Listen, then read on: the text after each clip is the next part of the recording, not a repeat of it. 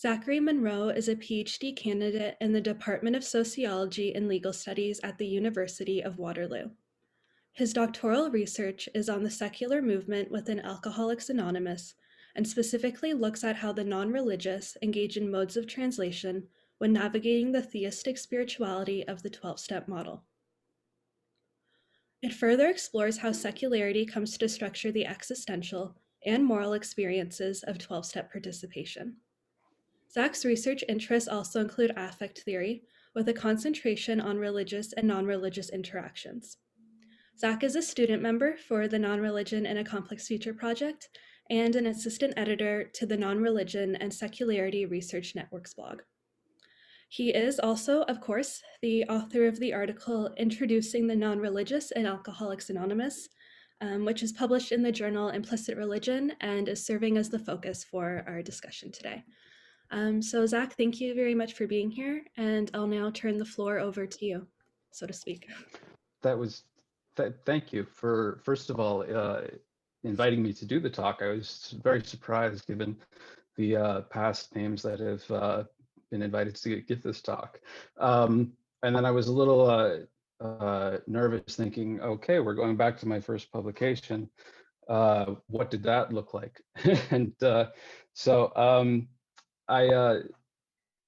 I went back to read it because I haven't read the project. I hadn't read it in about 2.5, 3 years once I actually wrote it. And so I read it partially as a critical reviewer. And so I thought what I might talk about is my thoughts on the article and how my thoughts have changed since then, because this is based on my PhD dissertation. So there's a number of themes there, but one of the things that was clearly lacking, in my own opinion, if I was a reviewer, was a strong theoretical framework.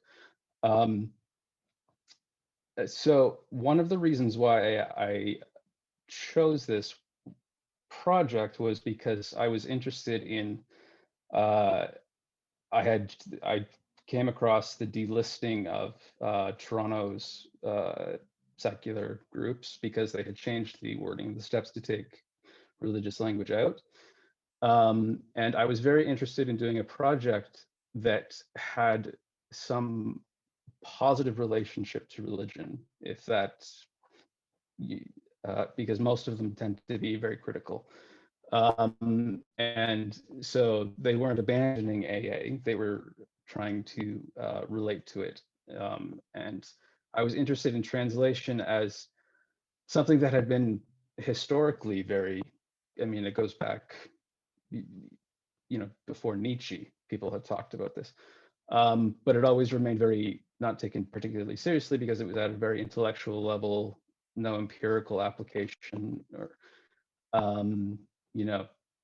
it's very easy to just say a Marxist utopianism comes from a Christian eschatology.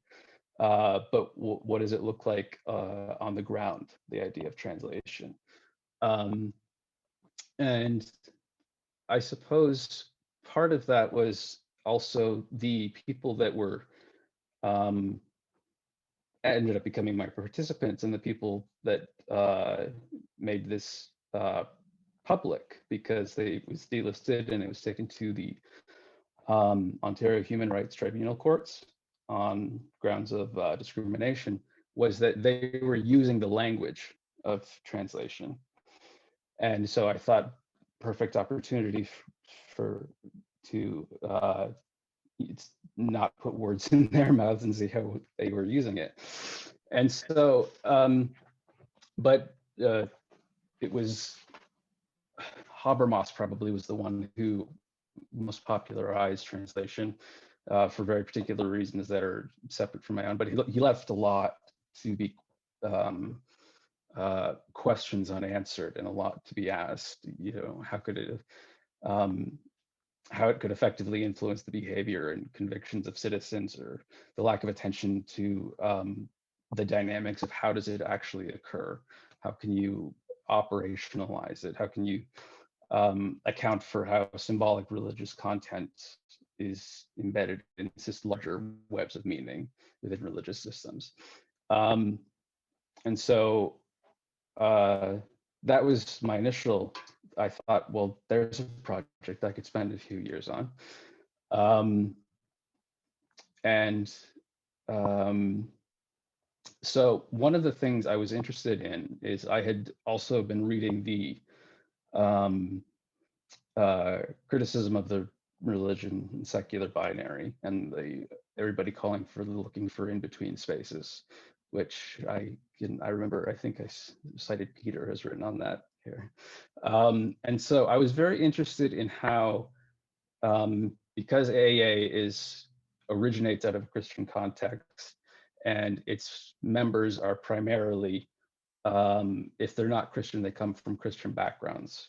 It's, I believe the demographics are, it's about 90% white, if you believe AA's numbers. Now, AA's statistics, the way they do that, wouldn't pass peer review by any means, but when I'm in Toronto, in one of the areas, and I look at the street and see the demographic makeup, and then walk into one of the rooms, this does not mirror the demographic makeup.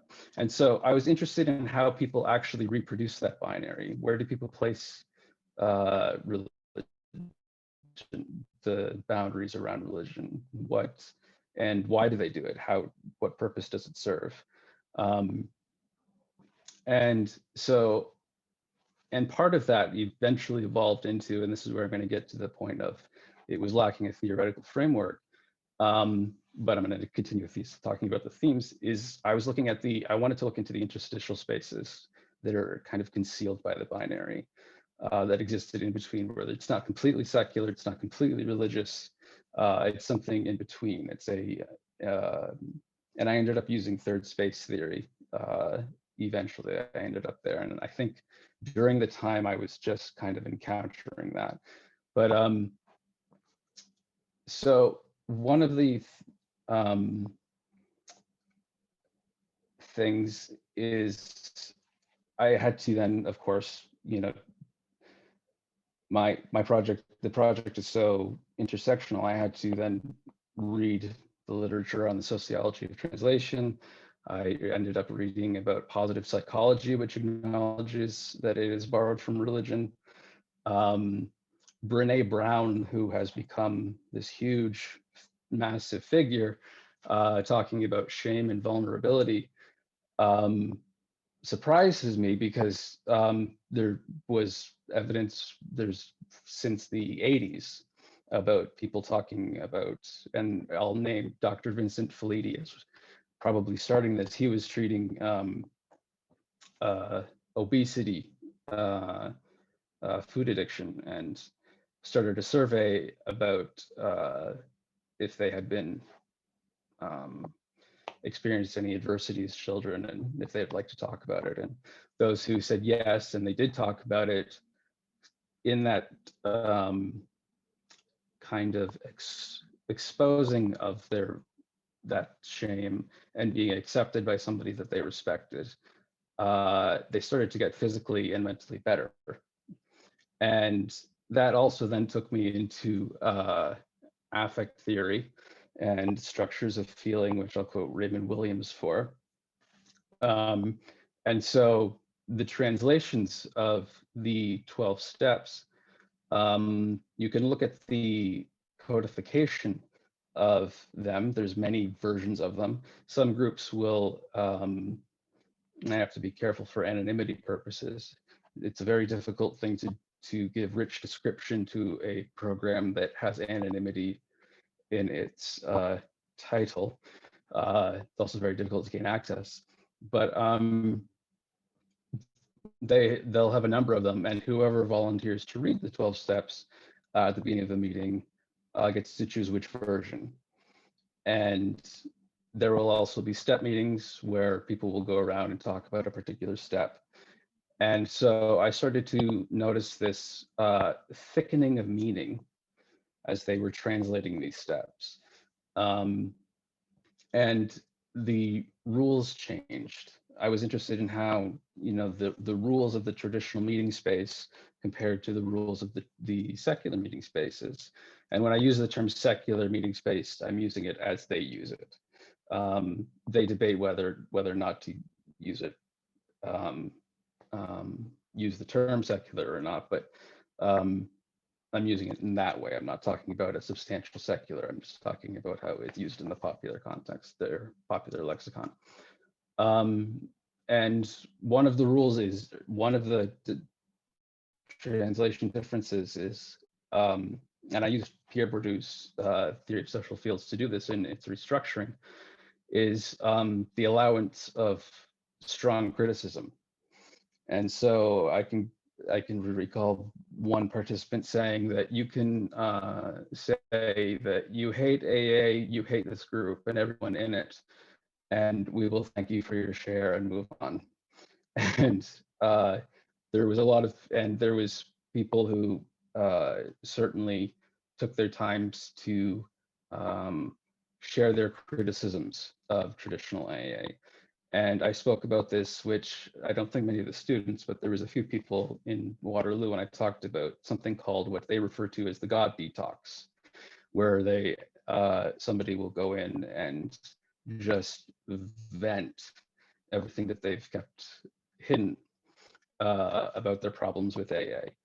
And at my very first meeting that I did observation at, there was quite a profound one that involved the legal system and 12-step rehab facilitation. And so there's multiple intertwining aspects. So it's very difficult to stick to trying to come back to non-religion and secularity here, because it's easy to slip into discussions of addiction. So one thing to clarify is when I used the term experience, I basically at that point, I had showed up to do observation and everybody was talking about their feelings.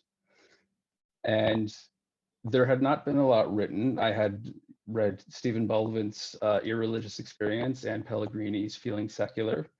And so I immersed myself in reading about affect theory, which I think is just starting to, there was an edited collection that just came out a year ago, which I was very grateful to see it's starting to come around.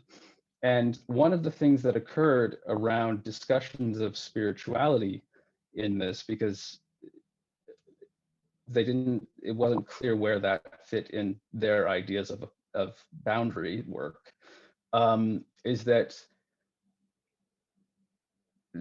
they would say, or a lot of people had difficulty explaining the feeling that they get in a meeting. So I was thinking of that collective effervescence at the time, but I wanted more conceptual tools and language that they were bringing up.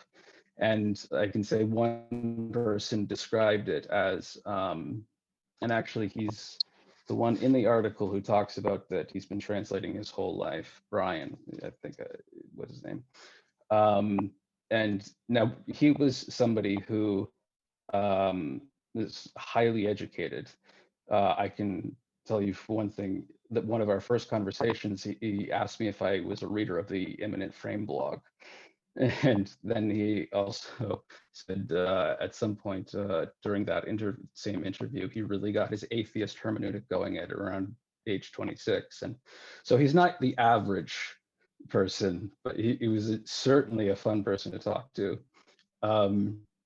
But the use of experience was really more to just talk about, was really more to emphasize the affective dimensions. It was not to, which other people have asked me, some sort of like connection to a sui generis reading of religion and an inversion of that in some sense.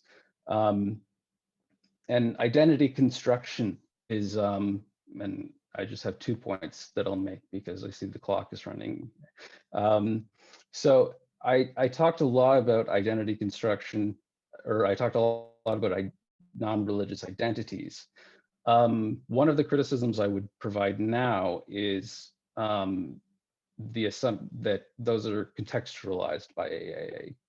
So those identities became emergent.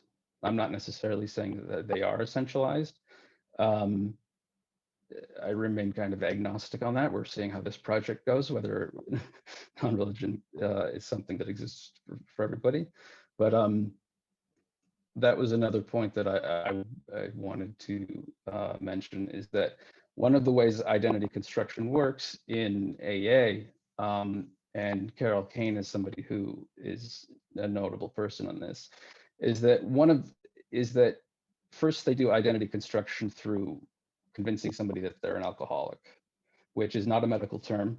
It's a subculture term now. It's used to be a medicalized term. Now it's alcohol use disorder or substance use disorder. And a lot of my participants, what they would refer to as their drug of choice often wasn't alcohol, but there weren't alternative secular groups to go to. So, but a lot of the people who I would interview, when I would give them the consent form, they would read alcohol use disorder, and they would laugh, asking, that's what the kids call it these days. And so I'll just give one, and then there's also identity diffusion. So some people actually are proud of their drug addict identity.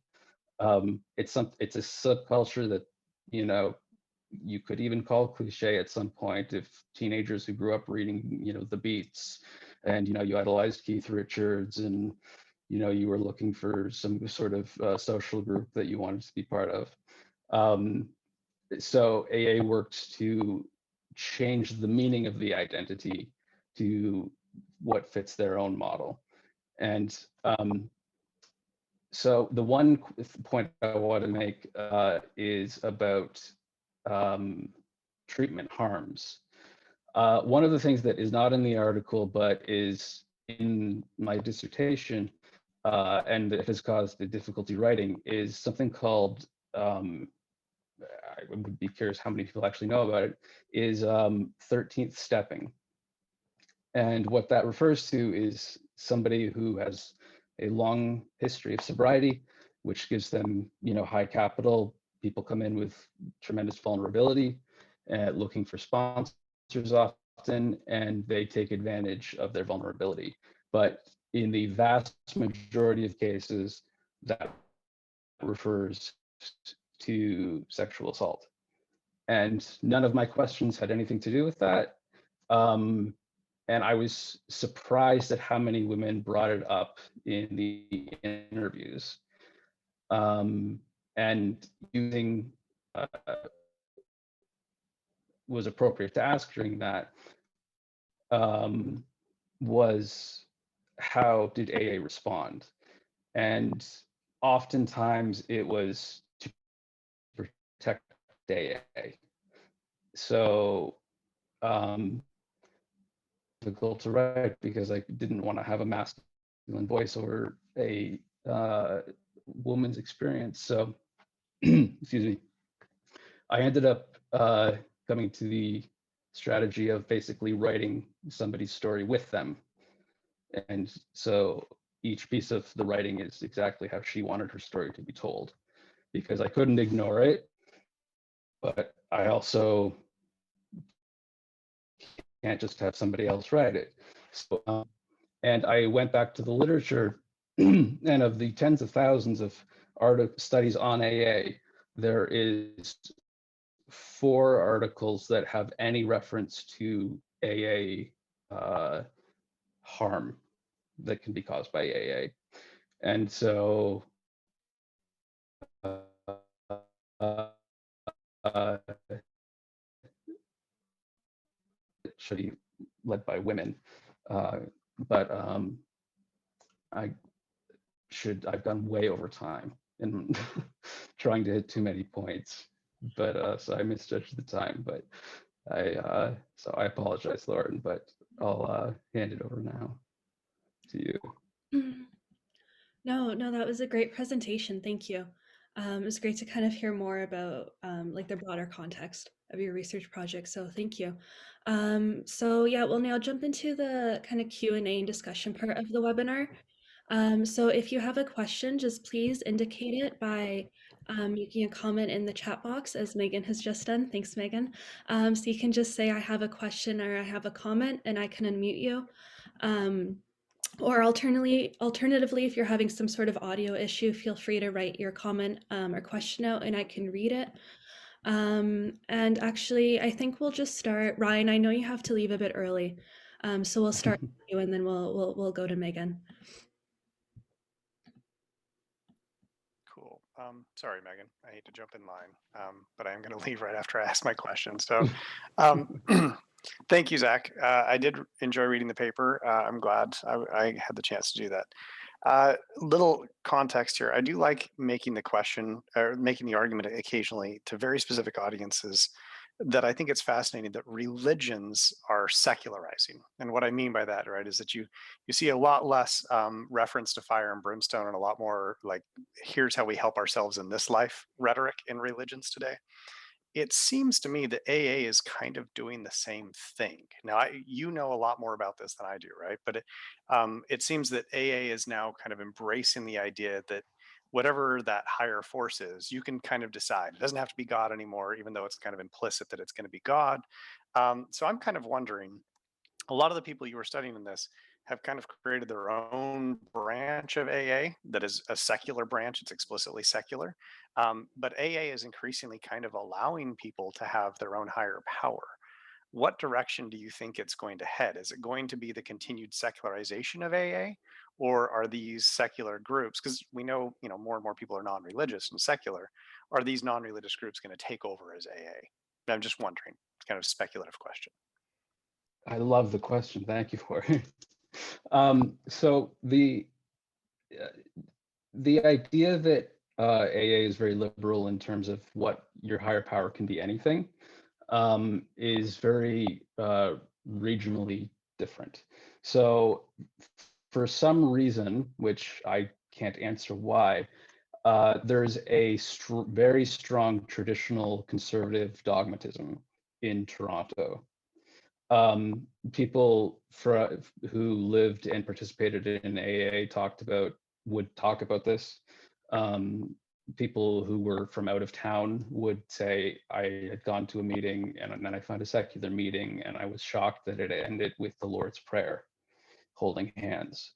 And I attended, I think, 56 traditional meetings, because you can attend anybody, as long as they're open, anybody can attend, just so that I had a good familiarity. And I often attended some of those meetings with my participants to see how they interacted differently or spoke differently.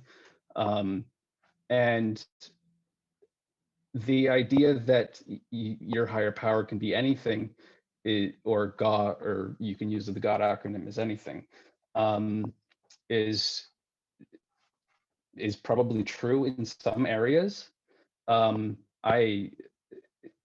It's not quite as true in the Toronto region, as far as I can tell, as far as everyone who I interacted with, this is said. And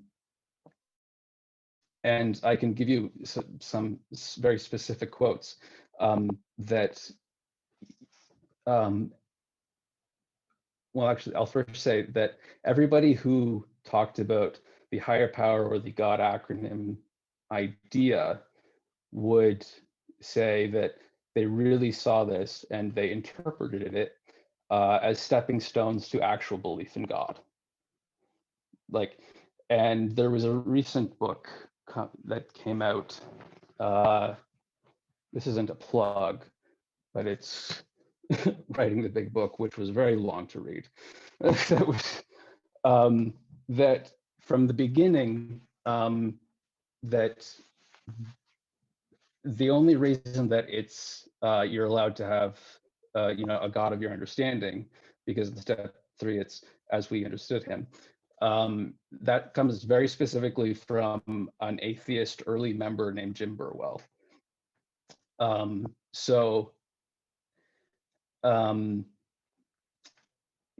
you now I met people. I remember one guy I met, and he talked about his higher power was Joni Mitchell, or they're whatever. But I can also say that people have told me stories about you know, saying that you have to find some kind of, it has, you know, I remember one woman talking about being in a rehab, holding a rock, trying to imagine something mystical about it and trying to develop some type of belief. And so, and there was a condescension that was constantly talked about, that if you did say that you were having trouble with a God acronym or something, it's, you would, well, you'll get the belief eventually. So one of the things that's occurring in AA is that there's more groups than ever, and they've been increasing, but the membership rate has not increased since 1990. So it's polarizing quite a bit. I see the future. I see the future of AA as, it depends on the treatment industry, because right now, especially in America, where you are, researchers really push for abstinence-based treatment, and almost nearly every rehab you can find usually uses the 12-step based model. I spoke to people that they said they specifically looked at rehabs that would not use the 12-step model, and then they would get there and it would be they had a couple of cognitive behavioral therapists, so it was 12-step plus. And I'm not saying AA is good or bad in that sense, but people, it was clear that people were talking about, I sat in on one meeting that was a step meeting on step 2 and 3 with a participant, actually Robin was her name, Robin in the piece. And every story that was told was, even the people that talked about their early struggles or their early atheism, eventually the story ended within something interventionist.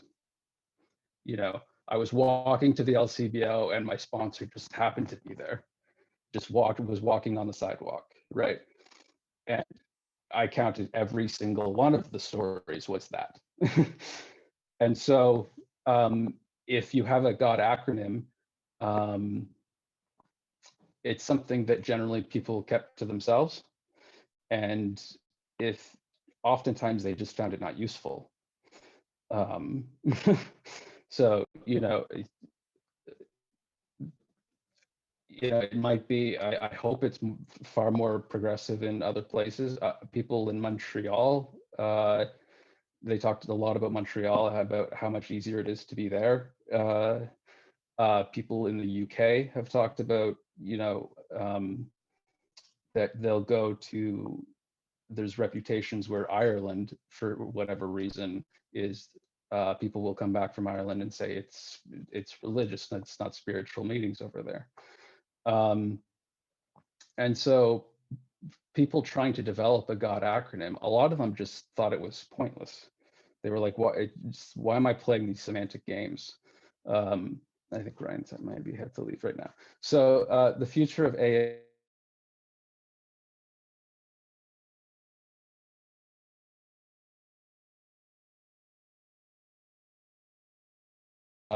is probably in different locations, and because I don't think AA actually is a form of treatment. I think it's a subculture that people go to when they don't know where else to go. And if you look into the research on treatment for addiction, it's incredibly poor. So, and including the research on AA, AA's effectiveness, which I could talk about more, but I've just talked a long time, so we should get to another question. That's great, thank you. Yeah, so Megan, we'll go to you right now. Hi, Zach. Thanks for that. That was really, really fascinating. I apologize if I missed this in the paper. Just out of curiosity, so like in Ottawa, I don't know if this is a thing everywhere. Like I know there's different types of AA. So there's Alcoholics Anonymous, Narcotics Anonymous, etc. We had a group for AA called where I had worked for the city of Ottawa. We had a group who would run space, Rainbow AA, which is LGBTQ plus friendly. So I assume that that's a more progressive subgroup. I don't know how to call it of AA. Yeah. So like, my question is what are other options if they exist? I remember in the presentation you said that there were not a lot of options other than Alcoholics Anonymous. This might go back to Ryan's question and what your answer, location may make a bit of a difference as to what kind of offerings there are for non-religious people, whatever that means to those people.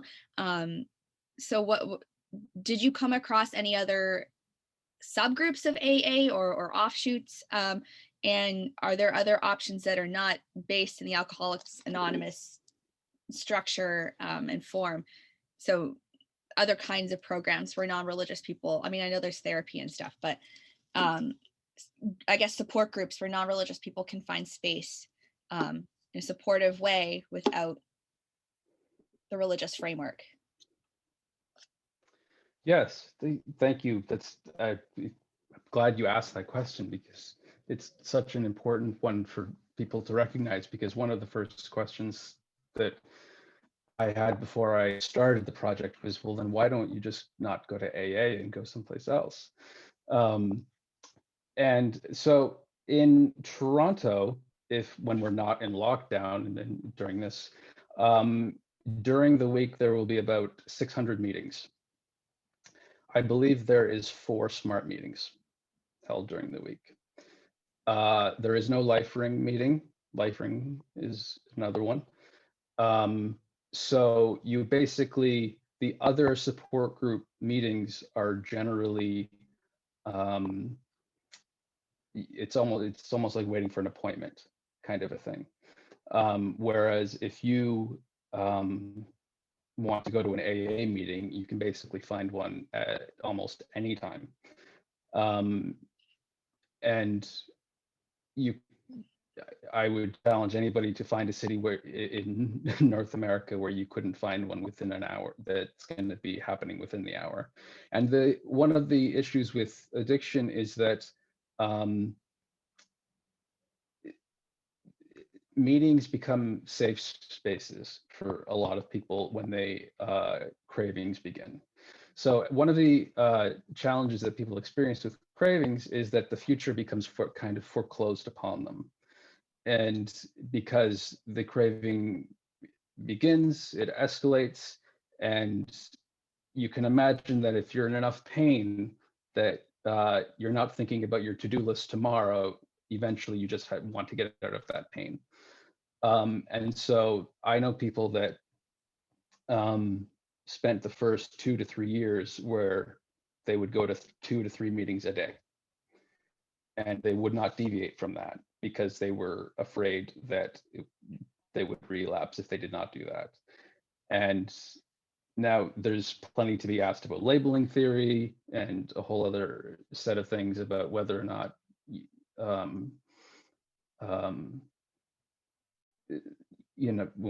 the AA's content, might encourage that if somebody has a slip, which they sometimes call it, that it's reason, well, you're an alcoholic, it's now going to be a binge where they go out for, it's called going out. And so, and a second piece to that is that other people were critical of those other groups, not critical, different, they would say, is that they were very more scientifically based, so and less human bonding. So you can imagine a relationship between a sponsor and a sponsee that ends in a very deep friendship and connection. And by the time what people are allowed to reveal in the meeting is you would be, one person described it to me as you walk into a room full of strangers in a town you've never been in and you tell your deepest, darkest secrets, and that's normal. That's not normal, but it's normal in our culture, and I don't think it's unhealthy. Those tend not to be how it works in those groups. So the argument that they would say, and I tend to agree with them, though I don't have the same experience and knowledge of those other groups, is that people bond in AA in a different way. And so the social connections that are made are quite different. People will not go into, sometimes they'll go into some detail, but they'll go into their childhood trauma speaking in meeting. There's meetings where the door will open in the middle of a meeting and someone will collapse in tears, and it's very emotionally heightened, and usually, and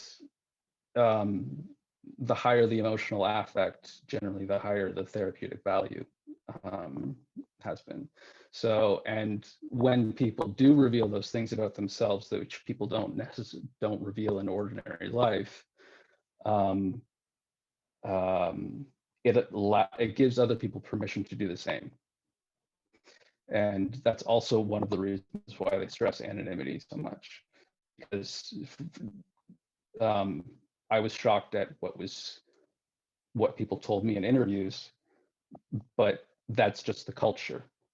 And I tried to do most of my interviews in the rooms that the meetings were held, trying to see if any of that space would be leveraged for their own comfort.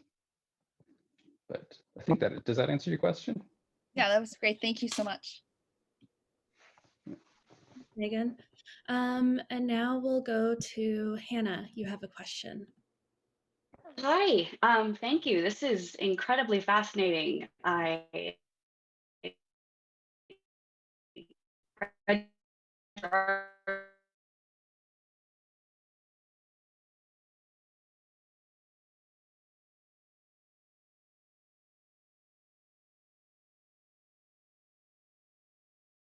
what's the root of addiction in a lot of medical practice, they'll relate it to trauma, whether it's childhood trauma or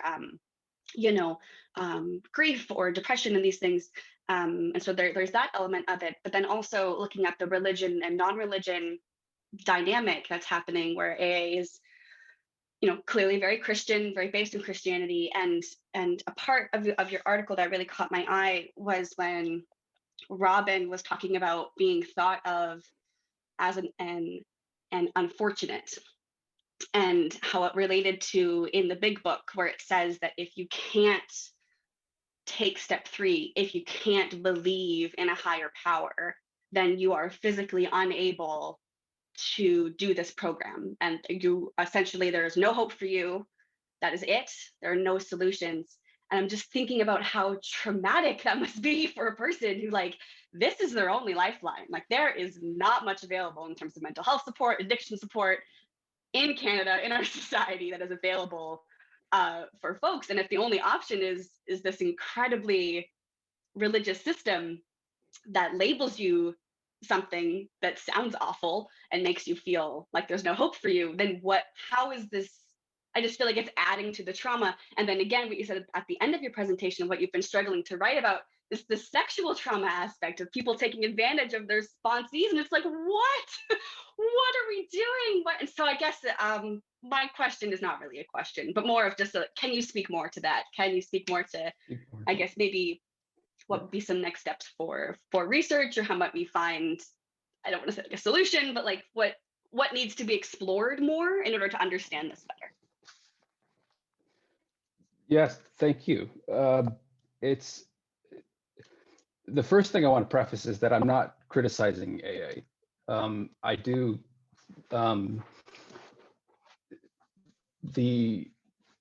it's a very polarized debate about treatment, because you can imagine, secularization is polarized. Imagine having a debate polarized when people's lives are actually at stake. So the trauma aspect is that trauma has become a very buzzword used increasingly in society. And it's used in AA a lot. And I can't obviously diagnose people because I don't know their full story. But people will talk about events that would not fit the diagnostic criteria of the DSM for trauma. But that doesn't be a useful concept to put a narrative to understanding your experience, because a lot of people will walk in and they will literally go to AA trying to understand what's happening to them, which surprised me a lot. Some people didn't realize what was happening to them. And the second part of your question, remind me of the second part. There was 3 parts. Oh God, yeah, there were probably too many parts, but just kind of looking at how there's trauma that leads someone to go to an AA meeting in the first place, but then also just if you're not a religious person, then you're also having to deal with extra trauma of like not being able to do the program properly. Yeah. So when I mentioned about going to that step 2 or step 3 meeting, where it was clear that every story ended with some sort of supernatural intervention. I was at that meeting with her. She had invited me to go to that meeting, and she didn't realize that it was a step meeting. And she lives close by, so sometimes she would phone me and say, "Would you like to go? It's an open meeting, let's go." And she termed it debriefing. So she would like to go to traditional meetings and then have somebody else with her that she could talk about everything that bothered her about them. And she's used the language of guarding up, preparing herself for those. And I remember leading that meeting, and as we were walking out, I said, what do you think? And she looked she looked upset, and which is not her at all. She's she's an extremely happy person, and she said, it just takes me back to all of those years when this is all there was. So for a lot of people, including her, the only people that they knew who got sober through that method. And so there's a lot of people who will claim that AA harmed them in some way, traditional AA. There's a lot of people who will take, and that might be true for some people. I think there were certainly stories that were. And it's interesting, I was invited to go to the 2018, or maybe it was 2019, the International Conference for Secular AA, which was held in Toronto, and watching the disputes between all of these non-religious people, yelling, teary-eyed, people's, talking about questioning other people's atheist credentials. I'm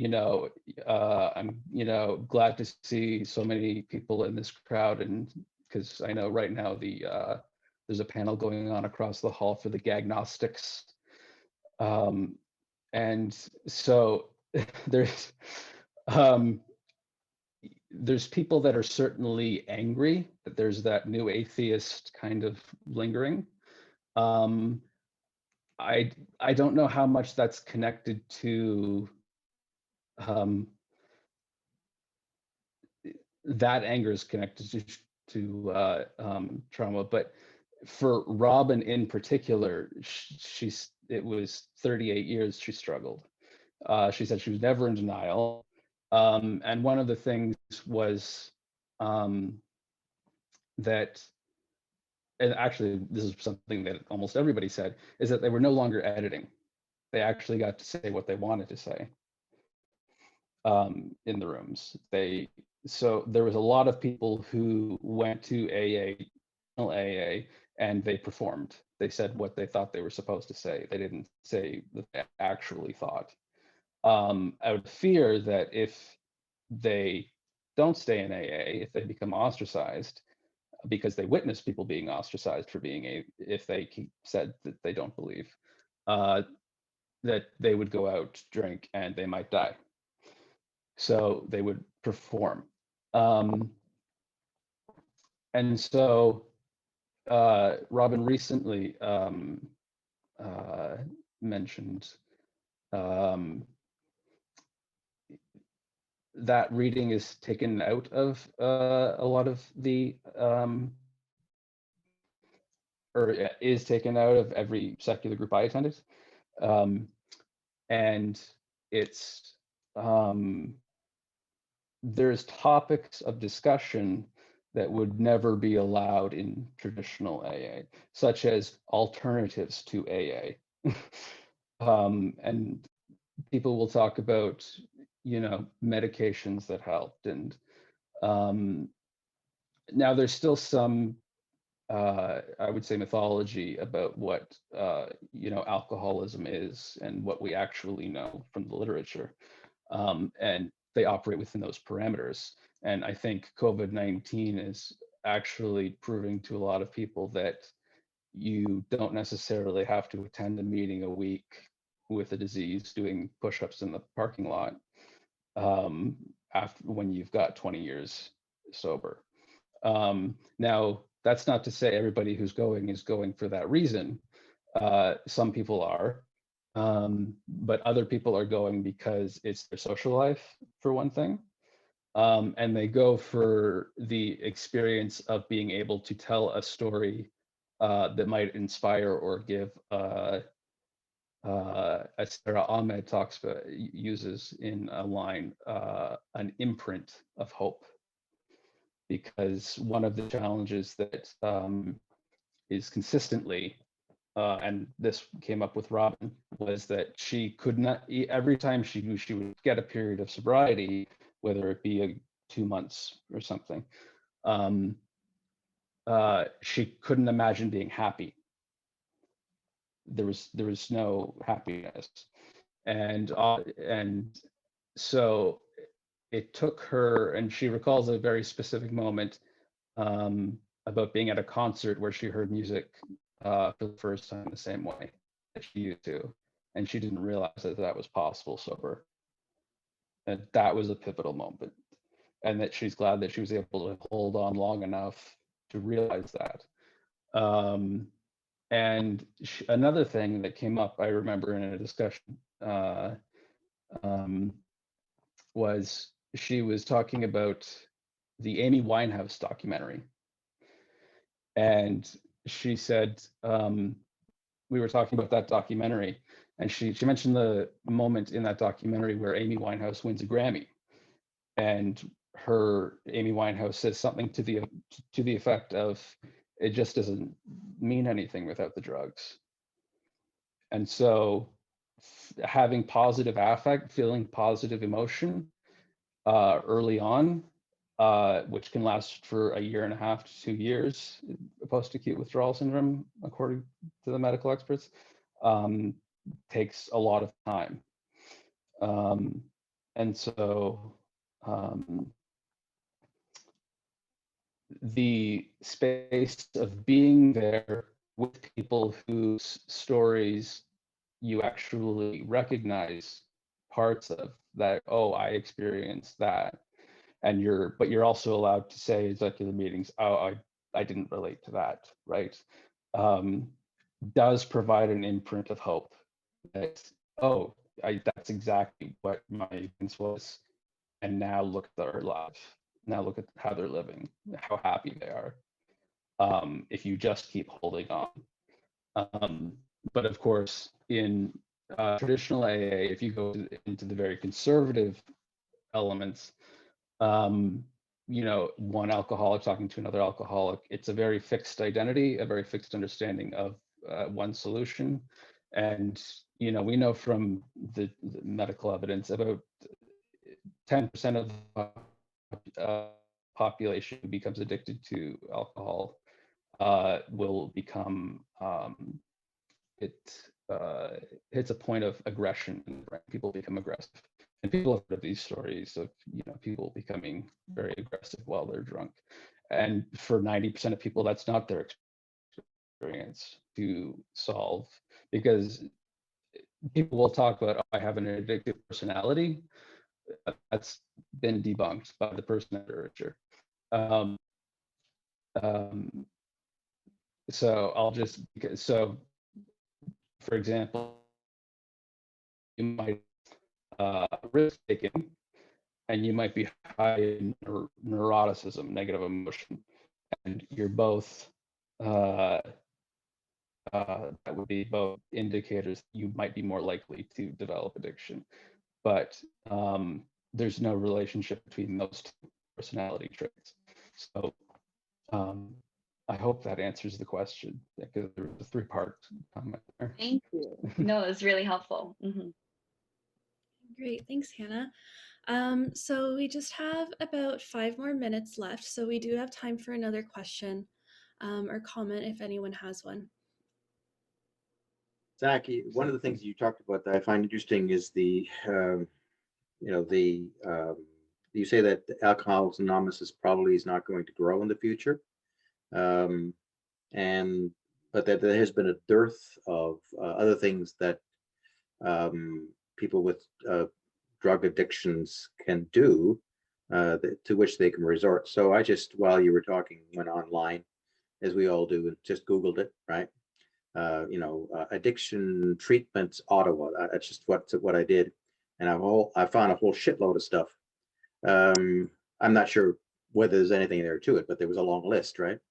And so what I'm thinking about is that, given that one of your themes is that the non-religious people in AA have issues and have in fact started quite some time ago creating non-religious equivalents of AA. What are we seeing here the development of another non-religious alternative or a secular alternative to things that religions used to do and to some degree still do? Sort of, along the lines, this is a health issue, along the lines of that, hospitals and orphanages and all that kind of stuff used to be run overwhelmingly by religious institutions. They aren't anymore. So is this, do you think that this might be another encroaching of non-religion on religious space that's going on here? Or am I just misreading this entirely? No, I think you're actually correct. And I think that my agreement with you is the people who are researching 12-step for its effectiveness don't want to admit that it's religious, it has religious aspects, and that non-religion comes into play to take over a space that religion used to, because those the identification as an alcoholic is an identity that is taken on. If the idea still prevails in AA that if you're at one point in life an alcoholic, you are one for life, which we don't really have evidence to prove that, but it's also not a good idea to test it necessarily. And it functions very much in the same way as a functionalist approach that you might think of Durkheim's functionalist approach. One of the things that I was doing when I was researching, when I was writing about the history of the binary, was I came across Durkheim's work on education. He wrote a book on education, and he talked about part of the purpose of studying religion is to extract moral principles from it for the point of social cohesion, that were rational. And so I do think that non-religion is, the language and the beliefs are changing. And I think that there's, when Brian talked about translating, I thought it was very much what he used this term, and he said, I've talked with a number of people about this, and he says, they say, I know exactly what you mean, because a lot of my interviews had trouble describing how the feeling that they get during the ritualization of a meeting. He put his hands up and said, a reverence for sobriety. He did it like this. And he defined sobriety as the opposite of addiction. One of the things that occurred to me is, you go when you become educated through religious studies programs, is you'll learn a multitude of definitions. Everybody comes up with their own definition of religion at the end of a study,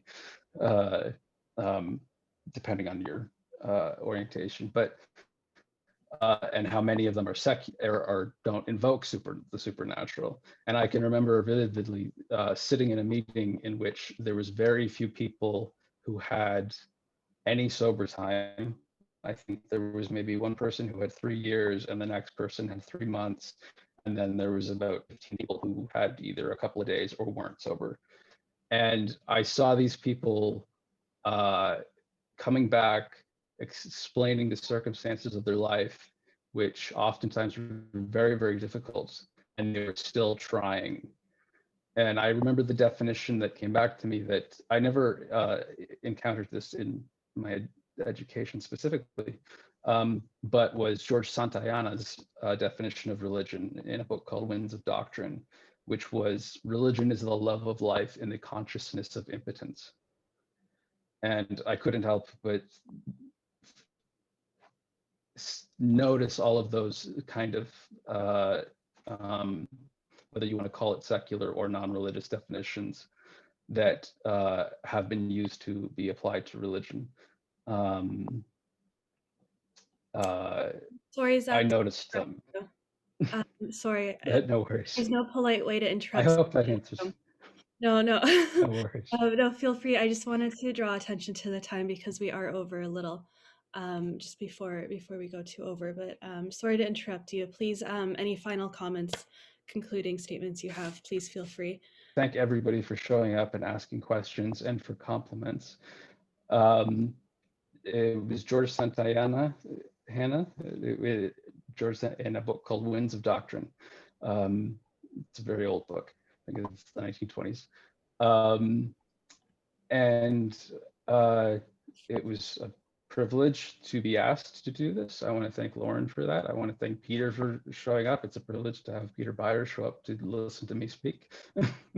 And and faces that I remember seeing at the last conference, friendly faces. And so I want to thank everybody for showing up and listening to me. Hopefully I didn't ramble and I made some sense of built more sense on the article. And hopefully when the dissertation is finished and I turn it into the finalized book, people will take an interest in that one, because it's I like that version much better than the initial analysis. But so just I want to thank you all for showing up. And yeah, I'll second that thank you to everyone who showed up today, all the participants. Your questions were great. Zach, thank you so very much for taking the time to be here. It was a very insightful conversation. So thank you so much again. And yeah, with that, I'll say I hope everyone has a great rest of your day.